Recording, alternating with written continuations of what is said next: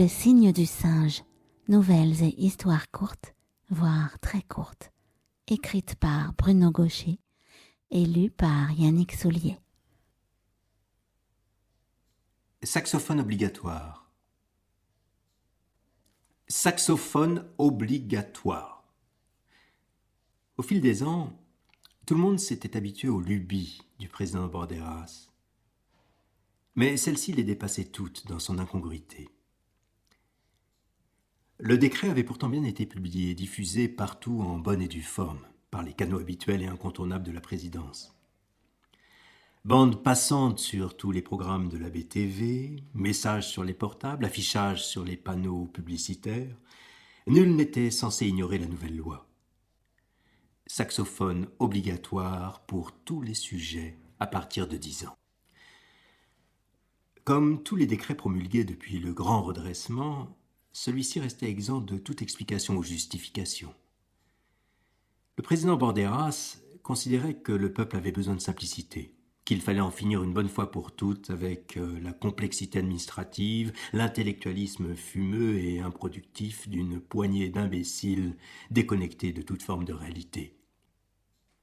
Les choses simples pour des gens simples avait été un des slogans majeurs de la campagne électorale qu'il avait finalement remporté avec l'aide de l'armée 9 ans auparavant.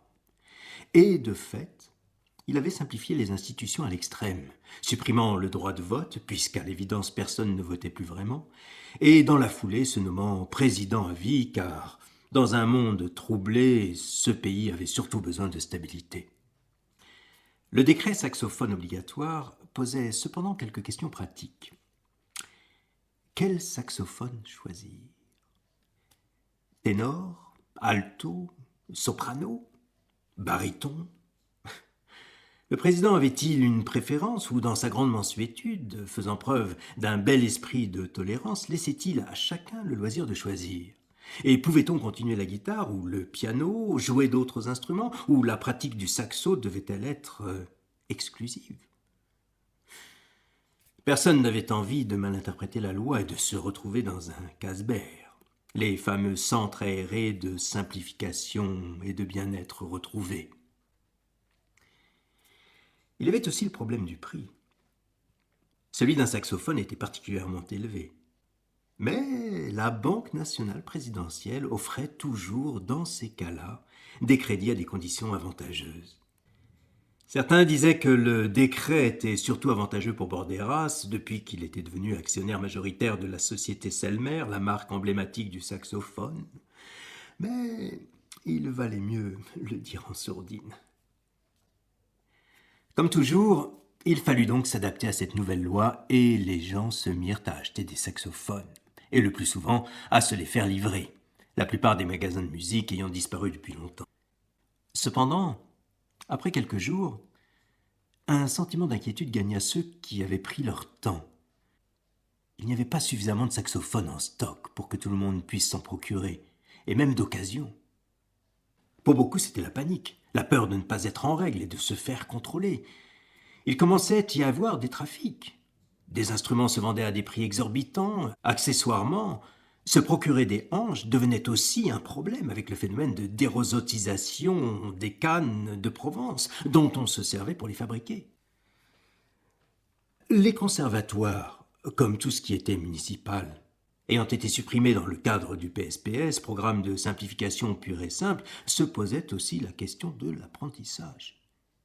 Il y avait peu de professeurs de musique, encore moins de professeurs de saxophone. On vit donc se développer de nouvelles activités.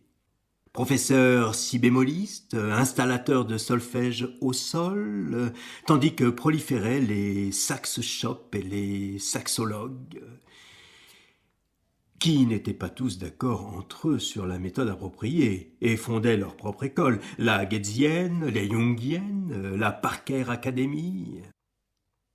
Les réseaux sociaux virent se multiplier des influenceurs spécialisés. Quel vernis à ongles ou rouge à lèvres spécifique appliqué selon que l'on joue sur un ténor ou un alto, avec quel produit l'illustrer, quel goupillon les nettoyer. Stages de yoga et de maîtrise du souffle, séances de kiné ou de massage trapézien, fabrication de colliers, accroches saxo artisanaux, c'est toute une économie qui soudain fleurissait dans le pays, prouvant au passage le caractère éminemment visionnaire de la présidence Borderas. Le décret saxophone obligatoire, qui à sa publication pouvait laisser circonspect, finit donc par provoquer un concert de louanges. Mais tous ne partageaient pas cet avis.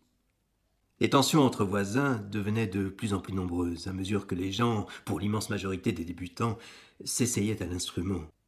Les nerfs des uns et des autres étaient mis à rude épreuve.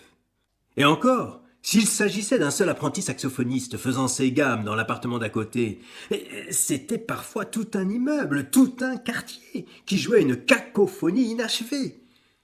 Elle se terminait en coups de balai au plafond, en insultes et menaces, ou même en pugilat.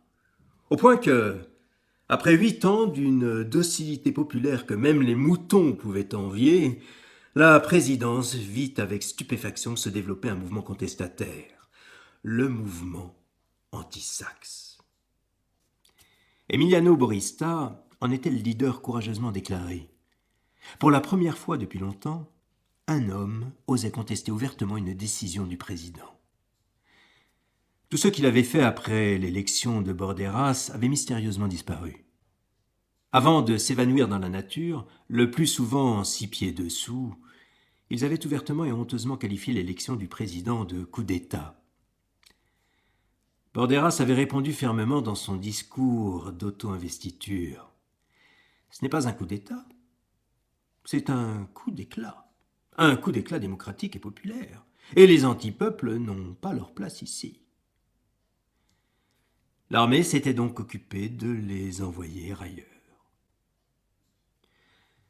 Dans un premier temps, les médias présidentiels ne parlèrent pas de Borista. Mais l'opposant commençant à gagner du terrain, une rumeur opportune laissa entendre que le leader anti-saxe était un ancien trompettiste. Des photos de lui se mirent à inonder les réseaux de communication, suggérant même son côté multi-instrumentiste. On le voyait avec un trombone à coulisses, une trompinette, un corps de chasse, mais jamais avec un saxophone. Les gens commençaient à être divisés à son sujet, mais le mouvement initié au printemps n'était pas complètement discrédité à l'automne. L'hiver vint tristement mettre fin à l'histoire. Emiliano Borista décédant suite à une mauvaise chute de ski. Elle s'était certes déroulée sans témoin, mais le fait était là.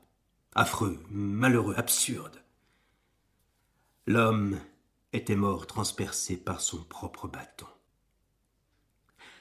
Le fait que la station de ski abrite une garnison de chasseurs alpins dirigée par le colonel Oswald, descendant d'un célèbre tueur des années 60 et bras droit armé de Borderas, était de toute évidence purement fortuit. Toujours friand de bonnes formules, le président avait même déclaré à l'occasion de la mort du contestataire « Normalement, les skieurs descendent les pistes. Lui, il était tellement contestataire qu'il s'est descendu lui-même sur une piste. » Peu de temps après cette déclaration, il s'employa, si c'était encore nécessaire, à éteindre toute forme de protestation en fournissant généreusement et gratuitement à son peuple des sourdines de saxophone.